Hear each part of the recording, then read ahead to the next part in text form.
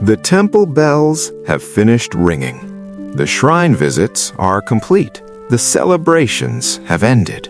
And now, the silence has returned. In that silence, I want to ask you something honest. Do you actually feel any different? Most people enter a new year and nothing has changed. The same thoughts keep circling. The same habits keep running on repeat. The same frustrations keep showing up, wearing a different date. We tell ourselves this year will be different. But somewhere deep inside, we already know we are lying to ourselves.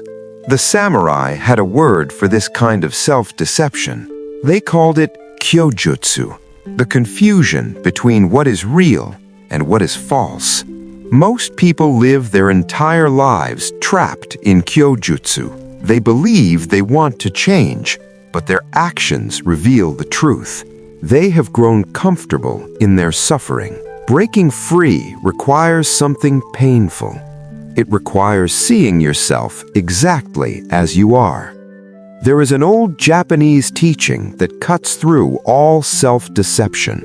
The samurai called it Shime-Kan, the constant awareness that death is always walking beside you, not as something to fear, but as the greatest teacher of how to truly live. When you carry Shime-Kan in your heart, everything begins to shift. The complaints you had yesterday start to seem foolish. The excuses you made last year lose all their power.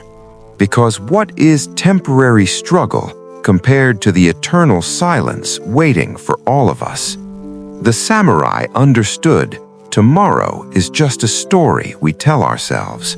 The only truth is this breath, this moment, this choice. There was a warrior named Suzuki Shosan who fought in the Warring States period. He watched friends die beside him. And when the wars ended, he became a Zen monk. But Shosan did not teach gentle Buddhism. He taught what he called Neo-Zen, the way of the fierce guardian. He taught his students to meditate with the energy of a warrior charging into battle. Not relaxed, not passive, completely alive and completely aware that this moment could be the last. He called this Nenshin, the attentive mind. The mind that does not wander into fantasy about the future or regret about the past. Most people fail to change because their mind is never where their body is. They exercise while thinking about work. They work while thinking about entertainment. They are everywhere except the present moment. And so, they are truly nowhere at all. There is another teaching most people have never heard. It is called Kigurai, a noble dignity that comes from within. Not arrogance, not pride based on what you have achieved. A quiet sense of self-worth that does not depend on what others think of you. A person with Kigurai does not need applause to keep going, does not need approval to believe in their path. They simply walk forward with quiet certainty because they have chosen their way and they trust themselves to walk it. This is what separates those who transform from those who only dream about it.